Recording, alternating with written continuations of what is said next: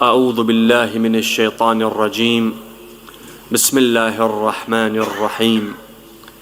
الحمد لله رب العالمين بارئ الخلائق أجمعين باعث الأنبياء والمرسلين، ثم الصلاة والسلام والتحية والإكرام على أفضل الموجودات، العبد المؤيد الرسول المسدد المصطفى الأمجد والمحمود الأحمد، سيدنا ونبينا وحبيب قلوبنا والشفيع ذنوبنا، صاحب الوقار والسكينة، المدفون بأرض المدينة، أبي القاسم محمد. اللهم صل على محمد وآله الطيبين الطاهرين المعصومين المظلومين، واللعنة الدائمة على أعدائهم أجمعين من الأولين والآخرين، آمين يا رب العالمين. فقد قال إمامنا علي بن موسى الرضا عليه الصلاة والسلام: اللهم صل على محمد من زار المعصومة بقم كان كمن زارني صلوات. اللهم صل على محمد. I'll begin a few words in English inshallah, and then my congratulations and Mubarak to all of you on the birth of the sister of Imam Ali ibn Musa al-Ridha, the daughter of Imam Musa al-Kadhim alayhi salam. This is the queen of Qum.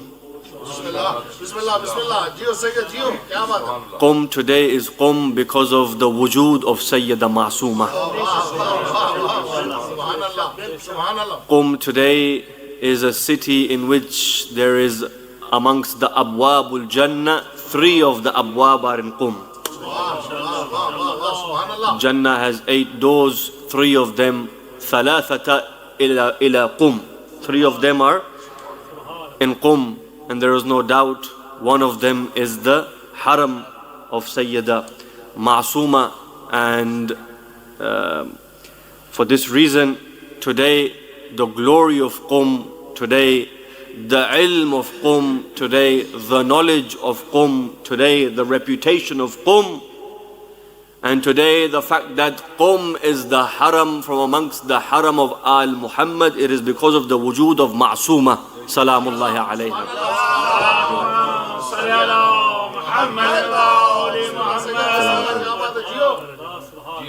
And some people say we have the iron dome, we have the golden dome. We have 2, one in Qum and one in Mashhad. And I tell you what, people will come and go, but these 2 names will forever remain associated with Iran. One is Fatima Ma'sooma, the other is Ali ibn Musa al-Ridha. Allahumma salli ala Muhammad.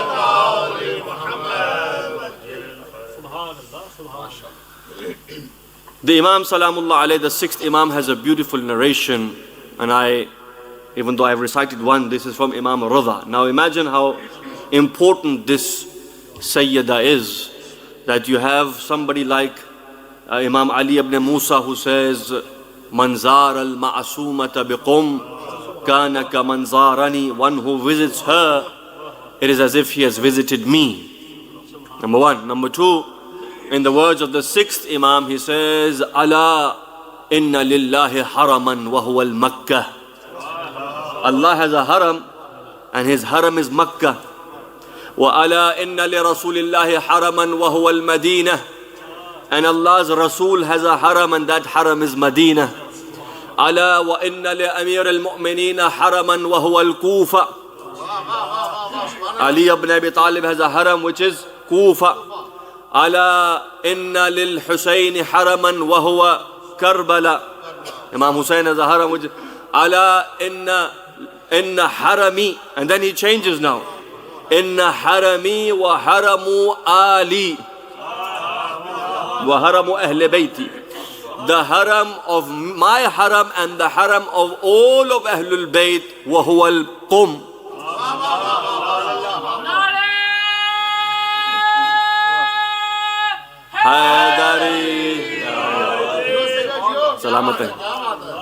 Allah's haram is Makkah, Baytullah, where his house is, and the Haji goes there for Hajj and Umrah. Rasulullah's haram is his Rawza, Rawzatun Nabi, is his haram. Amir al-Mu'mineen's haram is Kufa. This is the city in which he ruled, and he was buried behind Kufa in what is known today as Najaf al-Ashraf. But then he says, and Imam Hussein has a haram, but then he says, but the haram of all of Al-Muhammad is the city of Qum. And the hadith doesn't stop there. Then Imam Salamullah alayhi says, Qum huwa kufatuna as-saghira. Allah. He says, Qum is a smaller version of Kufa for us. This is why Qum is very important. You know, Kufa is important. Why? Because of Masjidul Sahla. When you go to Ziyarat, you go to Masjidul Sahla. When the 12th Imam will return, his house will be Masjidul Sahla, and he will rule, his hukuma will be from Kufa, the headquarters, like was that of his grandfather Ali ibn Abi Talib. The first will rule from Kufa and the last will rule from Kufa. Ali ibn Abi Talib from Kufa, Imam al-Mahdi alayhi salam from Kufa. But Qum, Kufatuna as-Saghira, it is a small Kufa for us. Why? Because number one, like Imam will rule from Kufa, after Kufa his government will be in Qum. In other words, the first place to accept the authority of Imam al-Mahdi alayhi salam once he establishes rule in Kufa is Qum. Many of those, the hadith says, many of those who will be amongst the ashab of Imam al-Mahdi alayhi salam, amongst the Khasul Khas, the 313, a lot of them will be from Ahlul Qum. This is why the city of Qum has been associated to be the haram of Al-Muhammad. In another hadith, Imam Amir al-Mu'mineen Ali ibn Abi Talib alayhi salatu wasalam, the Imam makes dua for Ahlul Qum. Ya Allah, forgive the people of Qum. Ya Allah, send down your rain, your mercy upon the people of Qum. There's khas dua for Imam Ali ibn Abi Talib for the people of Qum. Why? Because he would see that it would be in this city that these people would welcome Sayyida Ma'suma and Imam Ali ibn Musa Rada. In this city. It will be in this city in Akhirul Zaman that the first people who will rise to give bay'ah to Imam al-Mahdi will be the people of Qum.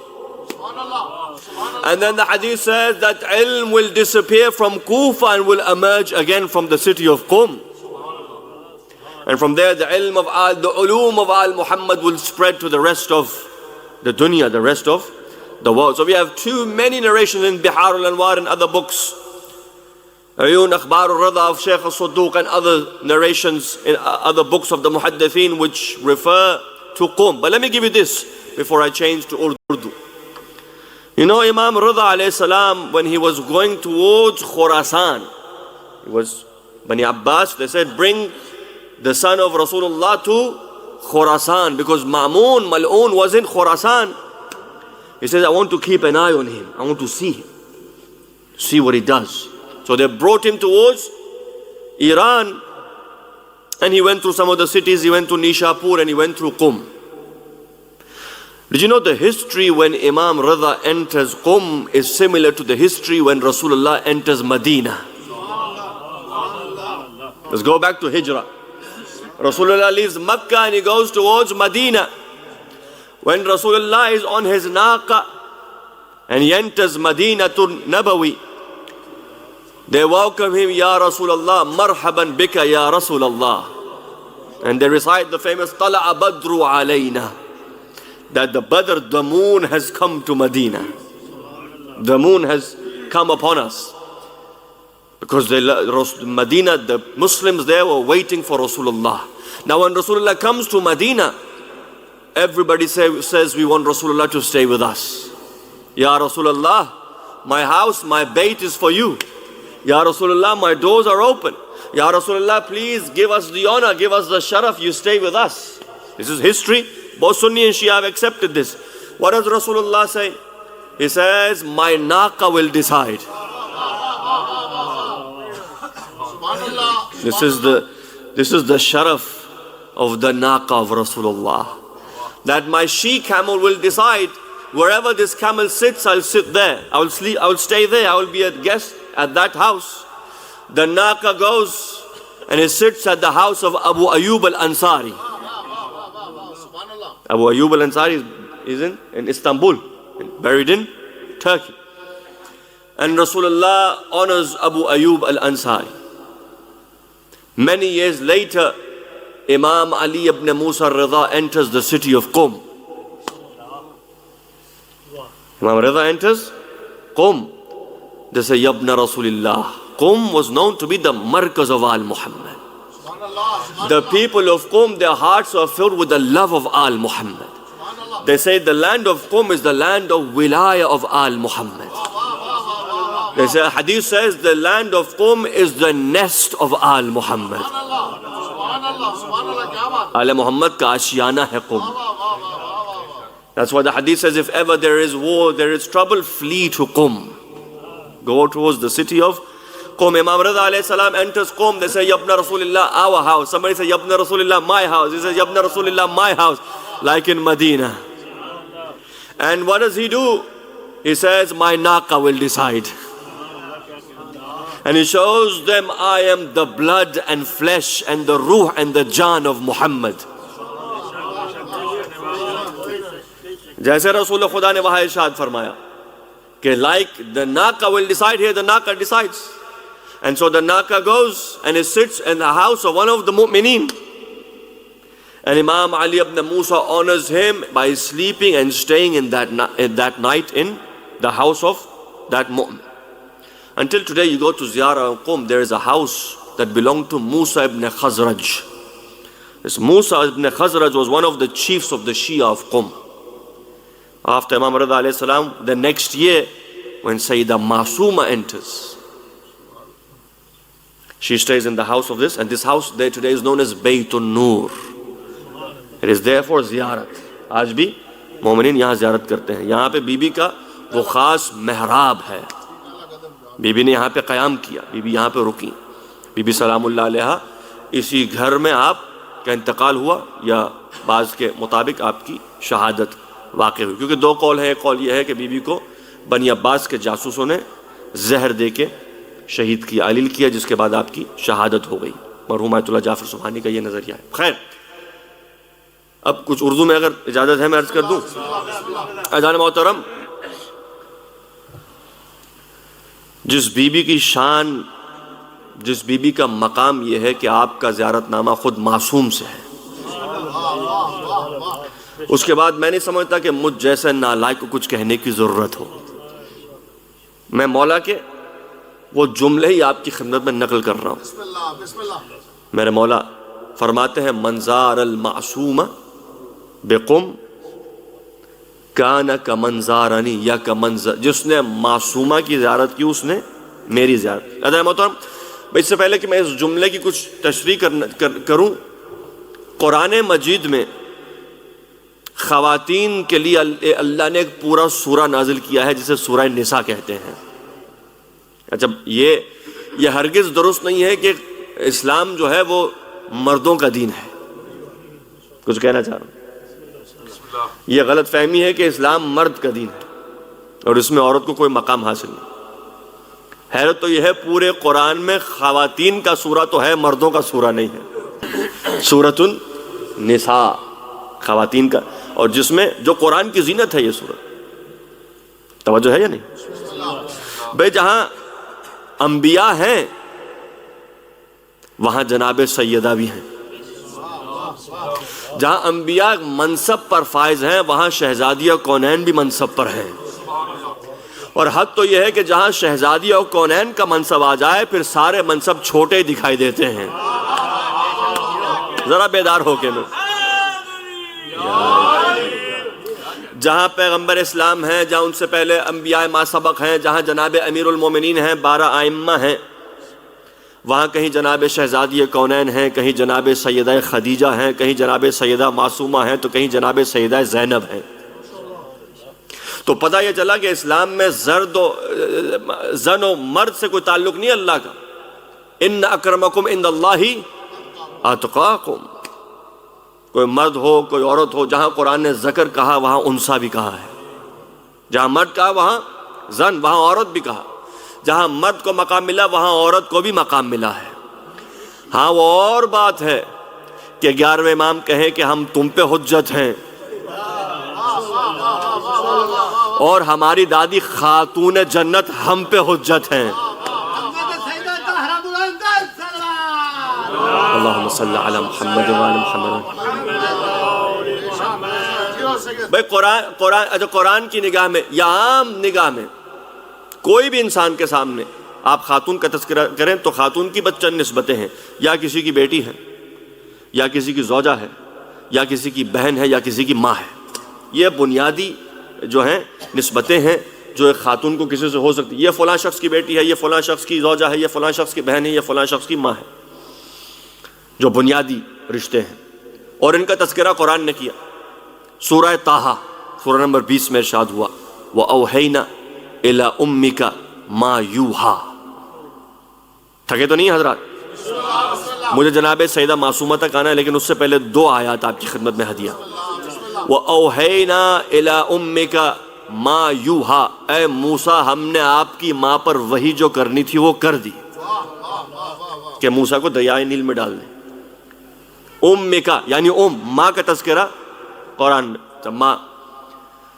پھر جناب موسیٰ کی بہن بھی ہیں جن کا تذکرہ قرآن میں موجود ہے، سورہ طٰہٰ میں موجود ہے۔ ارشاد ہوا وَإِذْ تَمْشِي، کہ جب موسیٰ کی استمشی اختک، جب آپ کی بہن چلتی ہوئی آئی اور کہنے لگی کہ کیا میں تمہیں کسی ایسی شخص کا پتہ دوں جو اس بچے کی کفالت کرے گی، اور یوں ہم نے موسیٰ کو لوٹا دیا ان کی ماں کی جانب تاکہ ان کی آنکھیں ٹھنڈی ہو جائیں، وہ غم نہ کریں۔ ماں کا تذکرہ، بہن کا تذکرہ، زوجہ کا تذکرہ۔ وَإِذْ قُلْنَا يَا آدَمُ اسْكُنْ أَنْتَ وَزَوْجُكَ الْجَنَّةَ۔ میرے ساتھ رہیں، آیت کو آیت سے جوڑے، مجھے جناب معصومہ تک آنا ہے۔ پہلی آیت میں کیا کہا؟ ہم نے مادر موسیٰ پہ وحی کی۔ دوسری آیت میں تذکرہ موسیٰ کی بہن کا، جب وہ دوڑتی ہوئی آئی اور کہنے لگی میں کسی ایسے کا پتہ بتاتی ہوں جو بچے کا خیال رکھے گی، بچے کی کفالت کرے گی۔ پھر ارشاد ہوا اے آدم آپ اور آپ کی انت وزوجک اسکن، انت وزوجک، یہ جنت کو اپنا، آپ اور اپنی زوجہ جنت کو اپنا مسکن بنا لیجئے، اپنا گھر بنا لیجئے۔ وَكُلَا مِنْهَا، اور جو چاہیں یہاں پہ کھائیں۔ وَلَا تَقْرَبَ هَٰذِهِ الشَّجَرَةَ، لیکن اس پیڑ سے دور رہیے گا۔ زوجہ کا تذکرہ، بہن کا تذکرہ، ماں کا تذکرہ، بیٹی۔ آئیے سورہ ہود، جناب لوط، ہَؤُلَاءِ بَنَاتِي هُنَّ أَطْهَرُ لَكُمْ، جب جناب لوط کی قوم فعل لواط میں مشغول تھے، اس گناہ اور حرام میں جو ہے سرگرم تھے، تو جناب نوح نے کہا نہیں یہ میری بیٹیاں ہیں، آؤ ان سے عقد کرو۔ تو بیٹی کا ذکر بھی قرآن میں، ماں کا ذکر بھی قرآن میں، بہن کا ذکر بھی قرآن میں۔ کون رہ گئی؟ زوجہ۔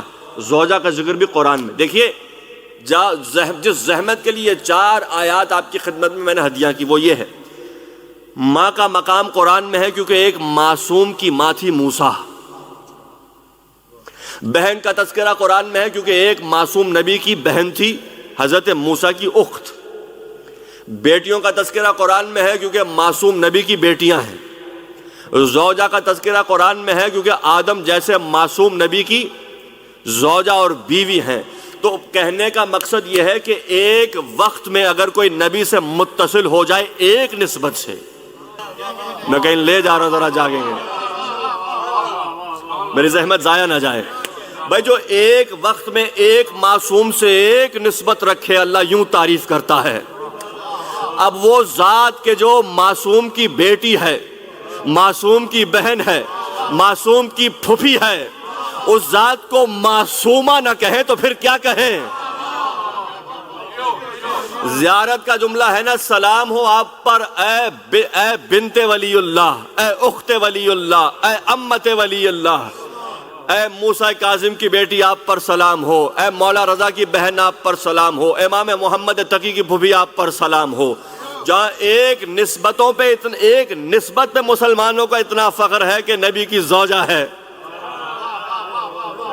بہت تھک کے سن رہے ہیں، اب کیا کر بھئی، جہاں ایک نسبت پہ اتنا فخر ہے، آپ کو فخر کرنا چاہیے. ایسی بیوی آپ کو ملی ہے جہاں تین نسبتیں ہیں.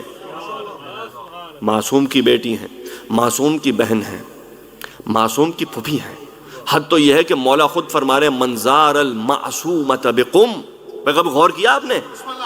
بی بی کا نام معصومہ نہیں ہے، بی بی کا نام فاطمہ ہے. اگر میں پہنچا جاؤں بھئی، بی بی کو مولا کو تو یہ فرمانا چاہیے تھا منظار الفاطمۃ بقم کا منظارنی. جس نے فاطمہ کی زیارت قم میں کی، فاطمہ بنت موسیٰ. تاریخ نے لکھا کہ جناب امام موسیٰ کاظم علیہ السلام کی تمام صاحبزادیاں، ان کے نام 4 بڑی بیٹیاں، ان کے نام فاطمہ ہیں. کوئی فاطمہ تو کبریٰ ہے، کوئی فاطمہ تو صغریٰ ہے، کوئی فاطمہ تو وسطیٰ ہے، کوئی فاطمہ تو اخریٰ ہے. امام حسین کی تمام بیٹیوں کا نام فاطمہ ہے. تمام بیٹوں کا نام علی ہے. کوئی علی اکبر ہے، کوئی علی اصغر ہے، کوئی علی اوسط ہے، کوئی علی سجاد ہے. پتہ یہ چلا آل محمد کے گھر میں بھی یا علی علی ہو رہا ہے یا فاطمہ فاطمہ ہو رہا ہے.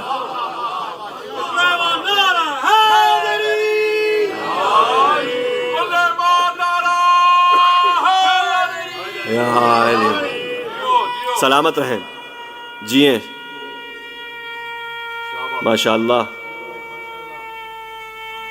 حیداری توجہ فرمائے آپ نے حضرات. مولا کو تو یوں فرمانا چاہیے جس نے میری بہن فاطمہ بنت موسیٰ کاظم کی زیارت قم میں کی، اس نے میری زیارت کی. بھائی مولا درس یہ دے رہے ہیں کہ دیکھو جسے معصوم معصومہ کہہ دے. اچھا یہ بات تو طے ہے زبان عصمت سے کبھی نہ غلو ہوتا ہے،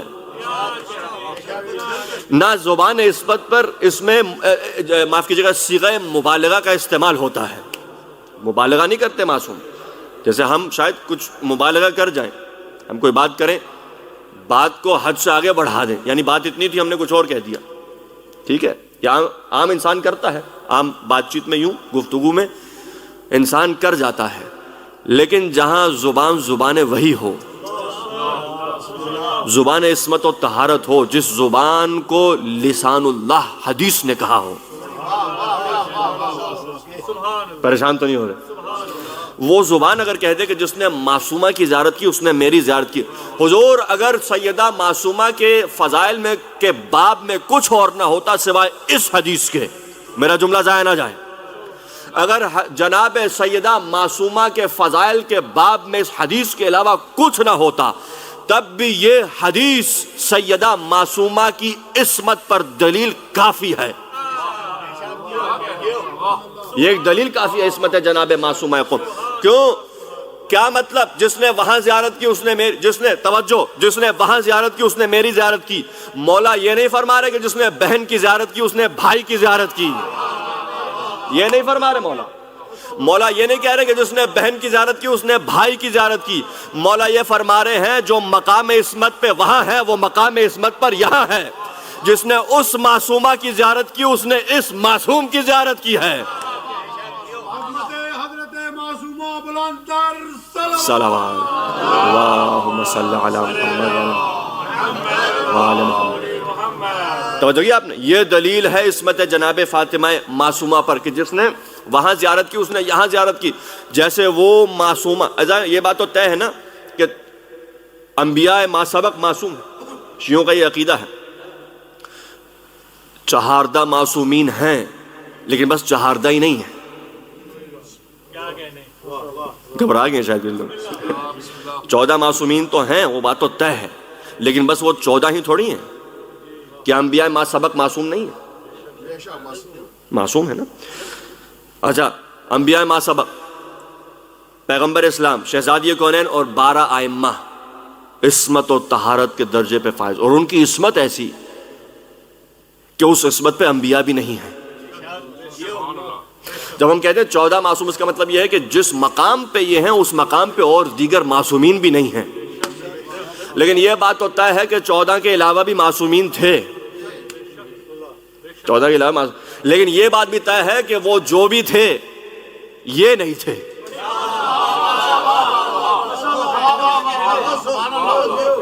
اب اس میں کوئی ٹکراؤ، کوئی تضاد نہیں ہے کہ خدا نہ خواستہ کہ کوئی لڑائی ہے یا کوئی ٹکر ہے، ایسا کچھ نہیں ہے. This is Anens, the most underrated Japanese travel device. If you've ever struggled to order food, ask for directions, or just کیونکہ وہ بھی کہتے ہیں کہ جب ان کا آخری آئے گا ہم پیچھے نماز پڑھیں گے. آپ جو پہنچ گئے وہ پہنچ. خیر اذان محترم، 14 انبیاء ما سبق ان کے علاوہ بھی معصومین ہیں. کیا جناب عباس معصوم نہیں ہیں؟ ہے نا، کہ یہ ڈر کیوں رہے ہیں؟ کیا جناب علی اکبر معصوم نہیں ہیں؟ معصوم. کیا جناب زینب عالیہ معصومہ نہیں؟ اسی طرح یہ بی بی سیدہ معصومہ ہیں، کیونکہ معصوم کی سند معصومہ کے حق میں موجود ہے.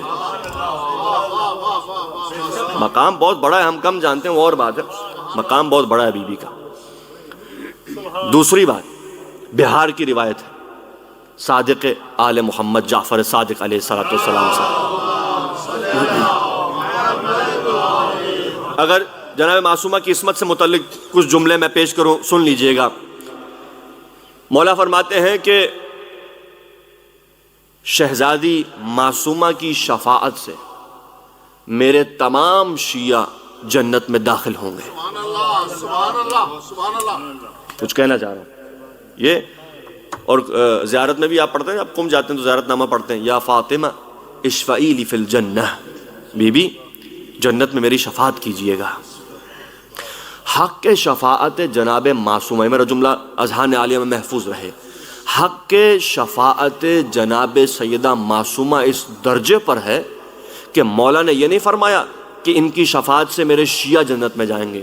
مولا نے یہ فرمایا بِأَجْمَعِهِمْ، ان کی شفاعت سے میرے تمام شیعہ جنت میں جائیں گے.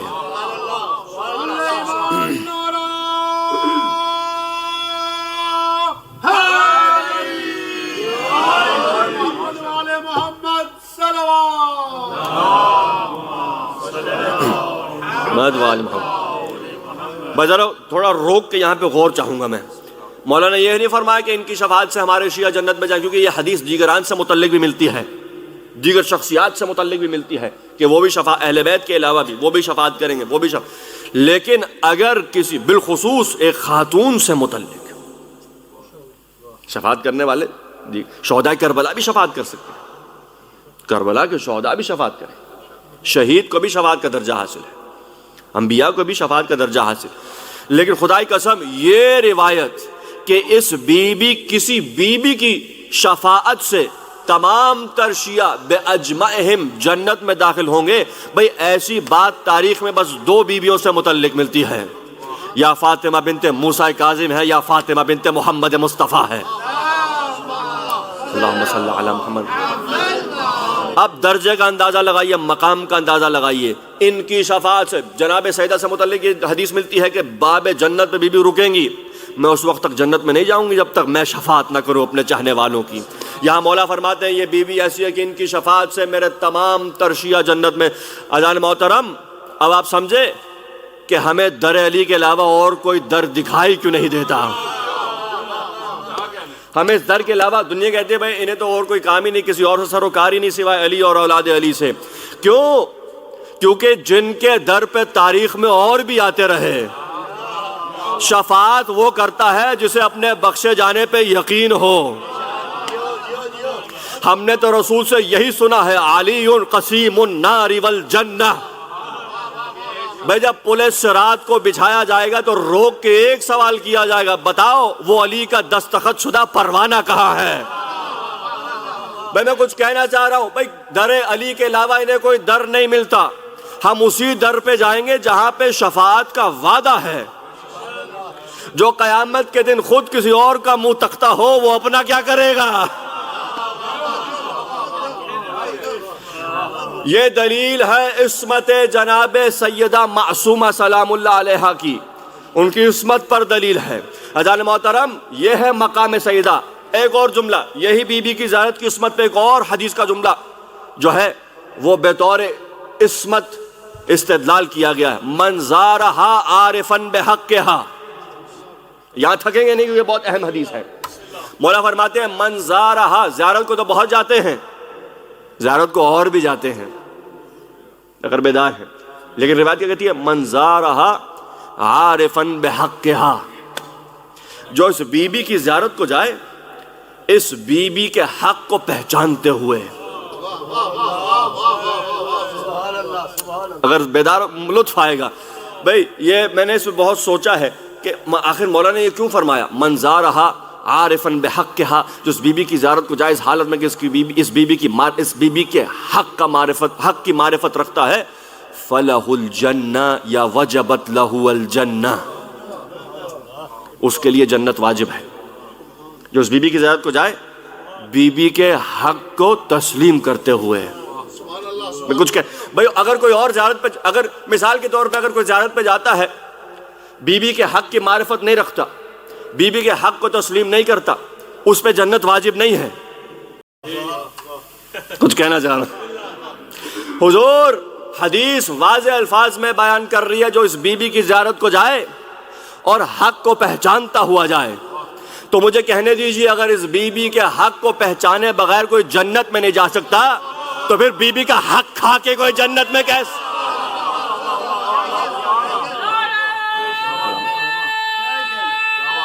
سلامت ہے، سلامت رہیں.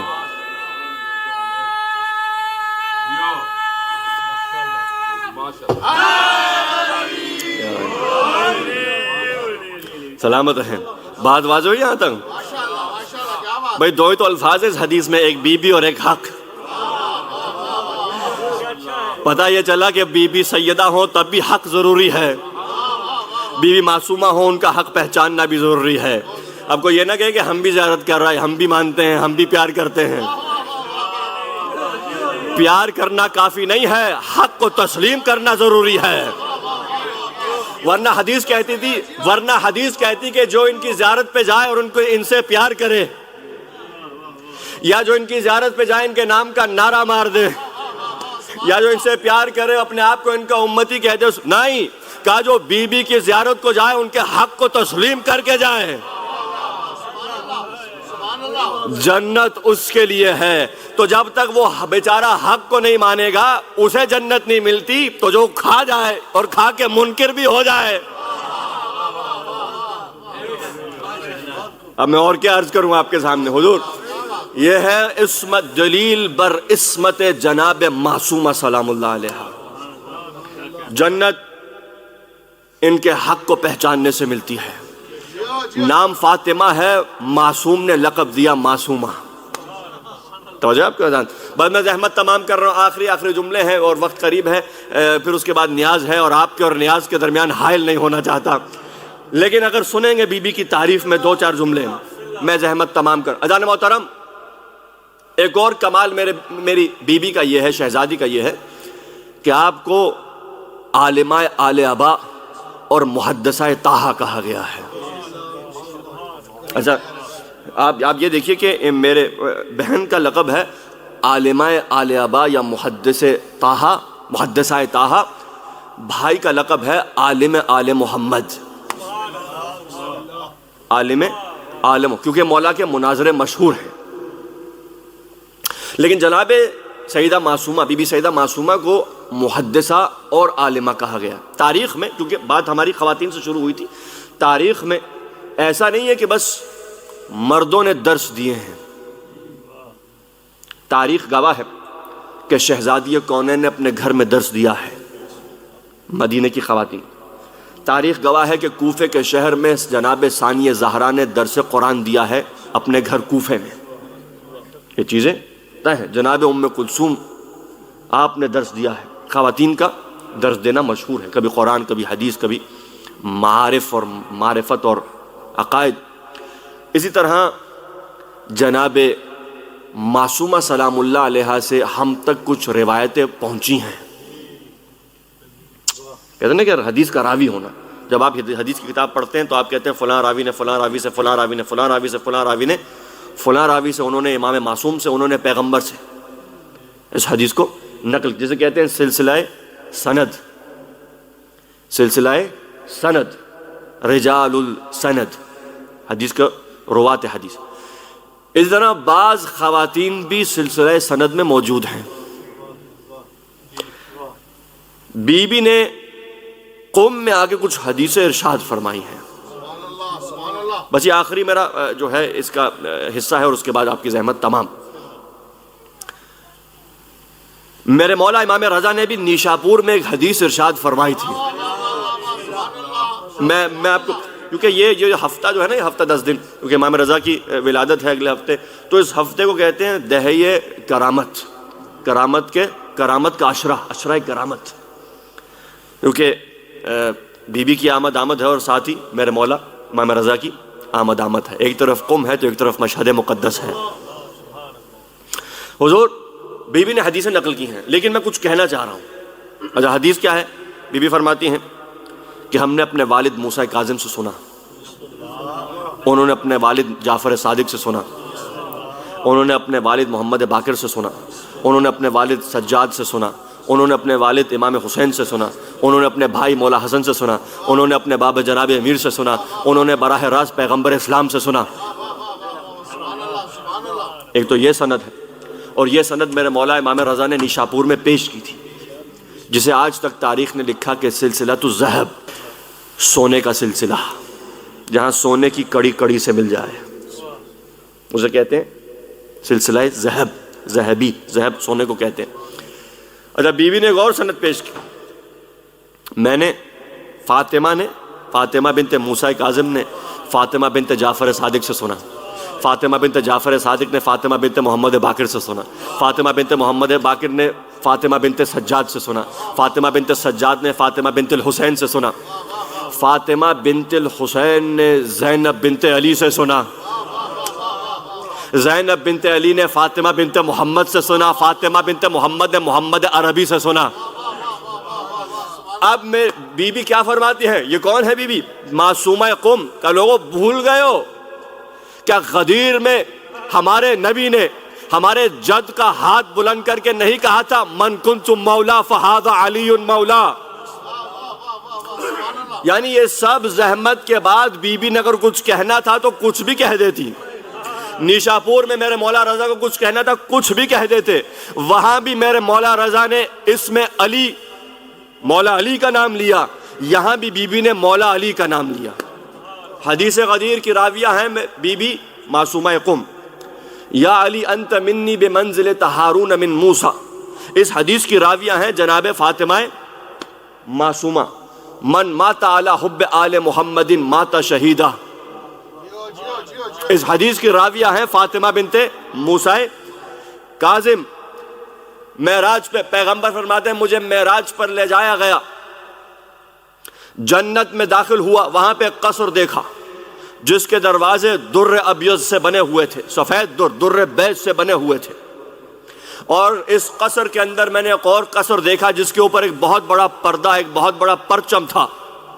اس پرچم پہ میں نے دیکھا لکھا ہوا تھا لا الہ الا اللہ محمد الرسول اللہ علی حجت اللہ.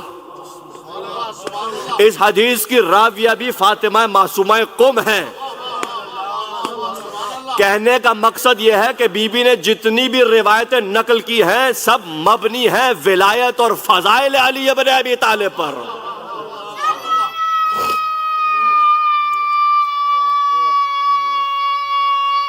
حیداری جزاک اللہ، سلامت رہیں. بھائی تھک تو نہیں گیا؟ بس زحمت تمام کرو، لیکن یہ میرا نقطہ ذہن میں محفوظ رہے کہ جو بھی روایتیں معصومہ قم سے آئی ہیں ان سب میں کہیں نہ کہیں میرے مولا علی کا تذکرہ ہے. اب آپ سمجھے کہ کیا مقام ہے ذکر جناب امیر میں. اب آپ سمجھے یہ ایک سلسلہ کیسے ہے. بھئی جس در پہ بھی آ جاؤ، چاہے در قم ہو، چاہے در مشہد ہو، چاہے کسی کا بھی در ہو، یہ تمام کے تمام در نجف تک جا پہنچتے ہیں. اور جب نجف میں آ جاؤ تو پھر حقیقی طور پہ محبت و عشق رسول سے سرشار ہو سکتے ہو. یہ ہے مقام. بس میں تمام کروں، دعا کے ساتھ زحمت تمام ہو گئی. اذان محترم، کسی کی بھی دعا اور حاجت ہو بی بی کا واسطہ دیجئے. علماء نے لکھا ہے کہ جتنے معجزات بی بی کے حرم میں ہوئے ہیں وہ جناب عباس اور جناب زینب کے بعد بس کوئی شاید حرم نہیں ہے سوائے یہ حرم قم کے۔ علماء نے کتابیں لکھی ہیں کرامات حرم، حرم کے کرامات، حرم کے معجزات، مریضوں کو شفا کا ملنا۔ وہ شخص فالج سے جو ہے مریض تھا، گیا بی بی کے حرم میں، بی بی نے اسے شفا دی۔ یعنی جتنے معجزات نقل ہوئے ہیں جناب ائمہ کے علاوہ، بات کر رہا ہوں اماموں کے علاوہ، جتنے معجزات جناب حضرت عباس کے حرم میں ہوئے ہیں، جناب بی بی زینب عالیہ کے حرم سے صادر ہوئے ہیں، ان کے بعد اگر کوئی حرم ہے تو بی بی معصومہ کا ہے، اس میں کوئی شک ہی نہیں ہے، کوئی شک ہی نہیں ہے۔ ایک شخص کہتا ہے، مشہد کا رہنے والا تھا، کہتا ہے کہ مجھے فالج تھا، میں ڈسیبل تھا، بالکل میں اپاہج تھا، چل نہیں سکتا تھا، روز مشہد جاتا تھا، مولا مجھے شفا دے، مولا مجھے شفا دے، مولا مجھے شفا دے۔ کہتا ہے 3 شعبان شب ولادت سید الشہداء میں مولا کے حرم آ گیا، مولا آپ کو آپ کے جد کا واسطہ مجھے شفا دے۔ گزر گئی رات، شفا نہیں ملی، میں یہ کہتا ہوا نکلا، مولا آپ کے در پہ کوئی غیر بھی آتا ہے نا تو آپ اسے عطا کرتے ہیں، میں تو اہل مشہد ہوں، میں مشہد میں رہنے والا ہوں، آپ کے در پہ رہتا ہوں، آپ کا شیعہ ہوں، آپ کا ماننے والا ہوں، آپ کی ولایت اور امامت کا، یہاں غیر بھی آتا ہے، کوئی عیسائی بھی آتا ہے، آپ اسے عطا کرتے ہیں۔ کہتا بس میں نے فیصلہ کر لیا، کل 4 شعبان جناب عباس کی ولادت پہ جب جاؤں گا تو مولا کو ان کی بہن معصومہ قم کا واسطہ دوں گا۔ کہتا ہے کہ ابھی رات ہوئی، میں نے خواب میں جناب سیدہ معصومہ کی زیارت کی، ایک نورانی بی بی ہیں، کامل حجاب میں ہیں، چہرے پہ نور ہے، کہتی ہیں کہ سنو شفا چاہیے، تم قم کیوں نہیں آتے؟ کہتا میں اٹھ گیا، گھبرایا، مولا کے حرم پہ چلا گیا، کچھ دن گزر گئے، پھر میں نے جناب معصومہ کو خواب میں دیکھا، کہنے لگی تم آئے نہیں قم۔ دست ادب جوڑ کے میں نے کہا بی بی میں اپاہج ہوں، میں اس حالت میں کیسے آؤں قم؟ کہتا خیر میں اٹھا، میں نے گھر والوں سے تذکرہ کیا، 2 افراد کو اپنے ساتھ لیا اور میں قم چلا گیا، مجھے بی بی کے حرم کے ساتھ جا کے باندھ دیا گیا۔ کہتا میں بیٹھا ہوا تھا کہ اسی اسنا میں ایک مرتبہ مجھے آواز آئی، اٹھو ہم نے تجھے شفا دے دی ہے۔ کہتا میں نے غور نہیں کیا، میں اپنا ذکر پڑھتا رہا، پھر آواز ہے کہ اٹھو تمہیں کوئی بیماری نہیں ہے۔ کہتا 2-3 بار میں نے آواز سنی، ایک مرتبہ نے ہاتھ رکھا اور میں اٹھا، میں دوڑتا ہوا زری کے پاس آ گیا، کہا کہ مجھے مولا رضا سے مانگنا تھا لیکن مولا رضا کی بہن نے مجھے شفا دی۔ یعنی معصوم ائمہ کے علاوہ یہ وہ ہستیاں، بہت سے ایسے کرامات ہیں، وقت نہیں ہے میں یہیں پہ تمام۔ پروردگارہ جو مریض ہے، جو بیمار ہے، جو علیل ہے، معصومہ قم کے صدقے اسے شفا عاجلہ و کاملہ عطا فرما۔ بخاری صاحب تشریف فرما ہیں، ایک عرصے کے بعد آئے ہیں، میں نے ایک عرصے کے بعد دیکھا، پروردگارہ نے شفا عاجلہ کاملہ عطا فرما۔ کوئی بھی مومن یا مریض ہے، پروردگارہ جس کی حاجات ہیں، نقوی فیملی، ان کی پوری فیملی، ان کی توفیقات خیر میں اضافہ فرما، ان کے مرحومین کے درجات بلند فرما۔ پروردگارہ ہمیں جلد از جلد قم اور مشہد کی زیارت نصیب فرما۔ پروردگارہ شہدائے ایران، شہدائے لبنان، ان کے درجات بلند فرما، شہید رہبر معظم کے درجات بلند فرما۔